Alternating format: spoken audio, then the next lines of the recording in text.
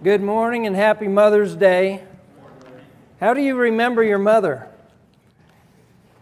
One of the strongest memories that are impressed upon us are those hugs. The loving embrace of a mother leaves a lasting impression. There's a lot of comfort there, reassurance.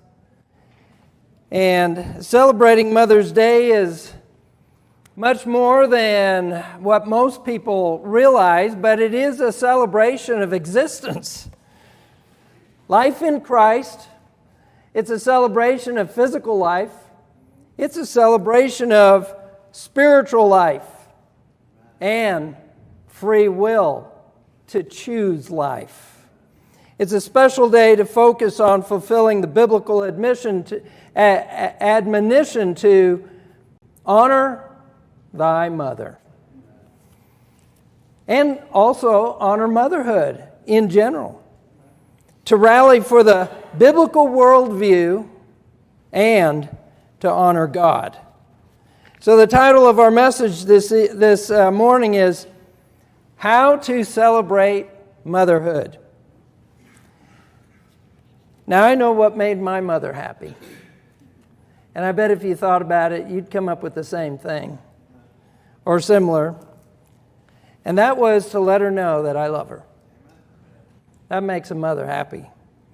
That will make your mother smile. Now, Proverbs chapter 23, verses 24 and 25 say, "The father of the righteous shall greatly rejoice, and he that begetteth a wise child shall have joy of him.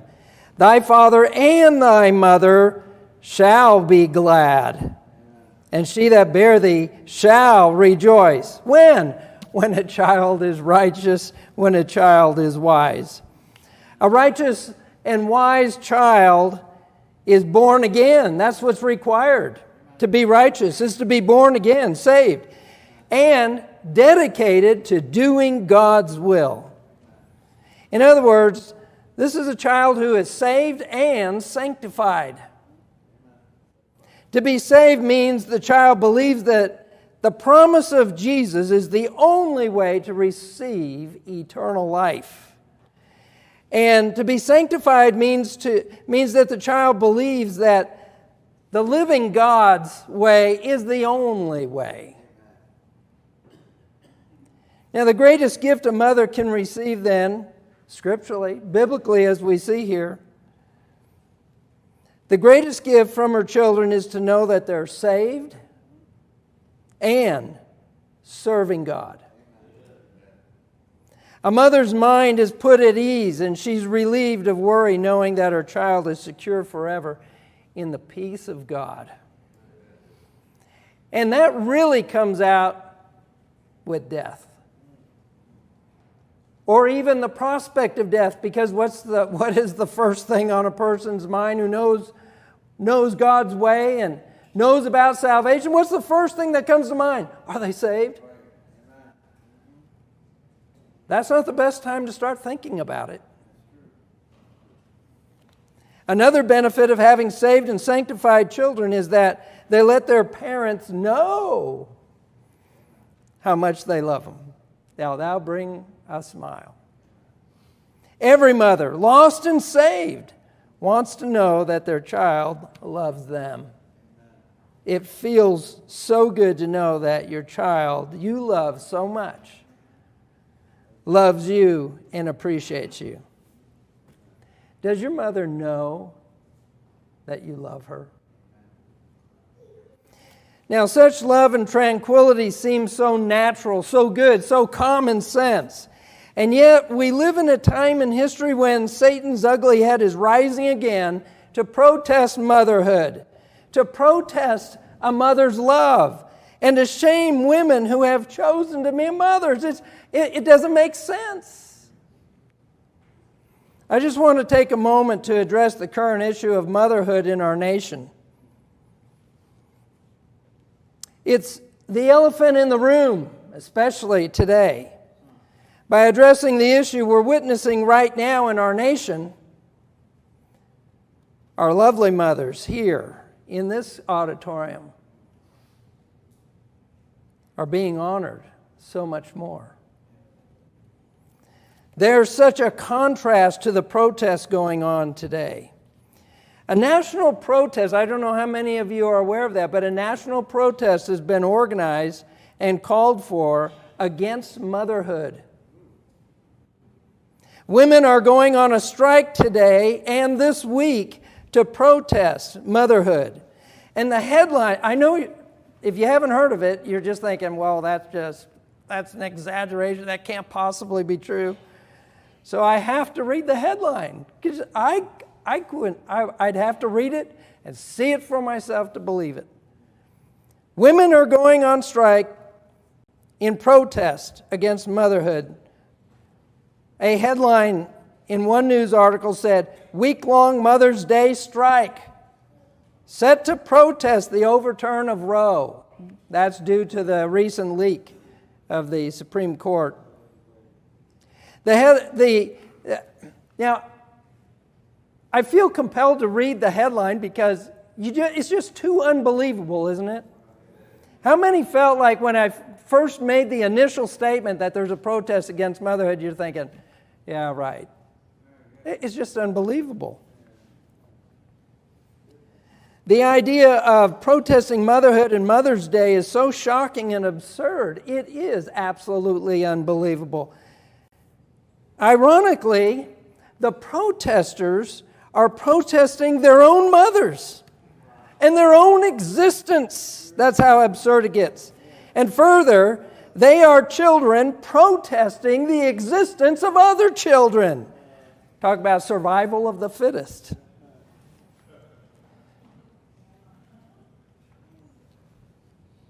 They're rallying to deny other children the right to exist. And we're living in a world that has gone absolutely mad. The Bible explains the reason for this madness and reminds us we live in a world engaged in spiritual warfare.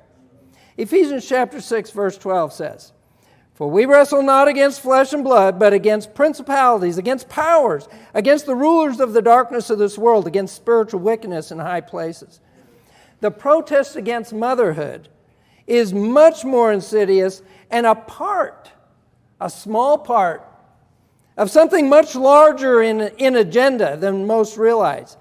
This Mother's Day protest that's going on this week, starting today, highlights the clash between two warring worldviews. What we're witnessing is a worldview battle for control over how we shall live and whether we live at all. It's a battle to control not just physical life, but spiritual life. It's a battle to legitimize and then legislate Satan's agenda, to force all citizens to embrace his evil agenda. And it's so diabolical, it has Satan's fingerprints all over it. This protest comes on the heels of an insidious pandemic of fear and irrationality that has recently gripped and infected the minds of the entire population to embrace dishonest means. And I want to emphasize the means rather than virtuous means to achieve their ends. And this goes back to an age-old question, does the end justify the means or the means justify the end? The poison of agenda-driven politics has infected both the right and the left sides of our culture. And every evening that Colleen and I listen to news reports and get caught up on things of the day, I shake my head in dismay. In the lies purported and reported by those that I align with politically, but who are liars and promoting lies. That's not the way to stand for truth and what's right. I expect, and you expect, tactics from the other side that way, but not from the right side. It's important to hold to the conviction that being right does not justify lying to persuade others to be right. Something wrong there. And yet that's what's happening today. Such tactics keep people ignorant and unable to make conclusions and choices with understanding and wisdom. When we fail to recognize deception and we accept dishonest means because the goal is right, we're slipping down the slope of deception into Satan's cesspool of corruption and evil. There's no future in that. There's no future of being right, doing it the wrong way. And I'm bringing this up to make the point that this Mother's Day protest is occurring in the context of a much larger protest and agenda that has already been initiated and is already ongoing. This Mother's Day protest is but one link in a chain that is wrapping around the human population to bring us all into bondage and captivity. This protest is, in a sense, one pustule popping up in a body that's already suffering from a critical disease. One lady was quoted in a news article explaining her reason for being involved in the protest. And she said, "I'm sick and tired of religious beliefs." This quote reveals the true context of the Mother's Day strike going on right now. It's ultimately a protest against God, against the biblical worldview, and against the salvation of souls. This is the true context of the protest that's going on right now. This quote brings to light the real agenda behind this protest. This protest is just one part of a much larger, ongoing protest and agenda against God. In the spiritual warfare, Satan's agenda is to ultimately rob humanity of the seed that would give them eternal life and abundant life. Romans 1:16 explains, "For I'm not ashamed of the gospel of Christ, for it's the power of God unto salvation to everyone that believeth, to the Jew first and also to the Greek." The gospel seed is the power of God unto salvation. It is the means whereby souls are saved. The god of this world, Satan, that dragon, the old serpent, the devil, as Revelation refers to him, is doing everything he can to prevent the gospel seed from being spread to the world, from being that which is spread out to all the lost that they might be saved. 2 Corinthians chapter 4, verses 3 and 4 say, "But if our gospel be hid, it's hid to them that are lost, in whom the God of this world hath blinded the minds of them which believe not, lest the light of the glorious gospel of Christ, who is in the image of God, should shine unto them." Satan wants to prevent life. He wants everyone to die in their sins and to be eternally condemned. Satan wants to prevent life. His tactic is to blind the world with lies so that truth will be hidden. And that's why it's so important that we not lie to promote truth. His tactic is to blind the world with lies so that truth will absolutely be obliterated and not seen. In a world buried in lies, rational thought is unrecognizable and truth is lost. The protest has been called for today across our nation and is a protest for the right to kill, the right to choose to kill others. It's a rally cry for death to those who oppose them. It's a rally cry for the right to deny others the choice to live. It's a rally cry to prevent life and to take away life. It is a rally cry to legitimize and legalize committing the most insidious, cruel, and heartless crime of all, the slaughtering of helpless, defenseless, innocent babies in the womb. The most helpless among us all. This is the diabolical agenda of Satan. Where there's sin in Satan, there's death, sorrow, and callous, heartless cruelty. And that is what we are witnessing today. But those of us who have a biblical worldview celebrate life, don't we? We're here to celebrate life. A celebration of motherhood is a celebration of God creating life. It's a celebration of a relationship with God, our Creator, and of the one who gives life. Honoring motherhood is praise to God and a celebration of life. It is, in part, a much-deserved honoring of mothers and a fulfillment of the biblical admonition to honor thy mother.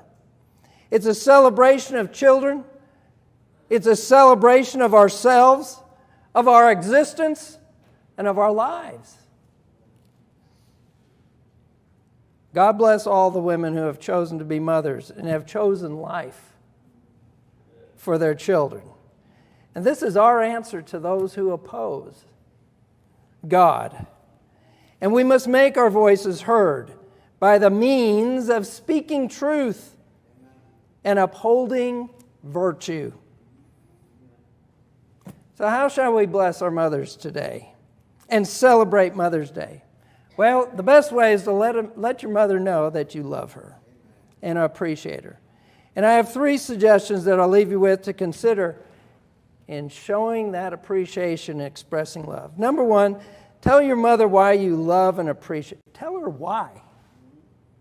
Mother, I love you. Oh, that'll make your Mother's Day. But you can add so much more with a rich expression of, and here's why I love you. Why I love you, Mother. And number 2, pray for your mother and pray for all mothers that God will bless them with His loving presence, with His reassurance, and with His comfort. And number 3, share the gospel with someone to save a soul, because that's how we celebrate life, by new birth. Amen?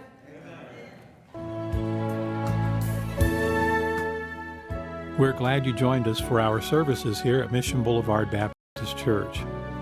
If this program has helped you and you would like to have more information about trusting Christ as your Lord and Savior, or if you would like to have resources to help you in your spiritual walk and growth, please email us at the address on your screen. We look forward to having you join us again online, but you are always welcome to personally attend any of our services at the Mission Boulevard Baptist Church here in Fayetteville, Arkansas. Hi, this is Dr. Patrick Briney. I hope and pray this important lesson has improved your life. For more life-changing lessons and to get your free book that I've written for you, visit my website at patrickbriney.com. And please share this valuable lesson with at least 3 of your friends to enrich their lives in our Lord Jesus Christ. I'll upload my next lesson for you soon. God bless.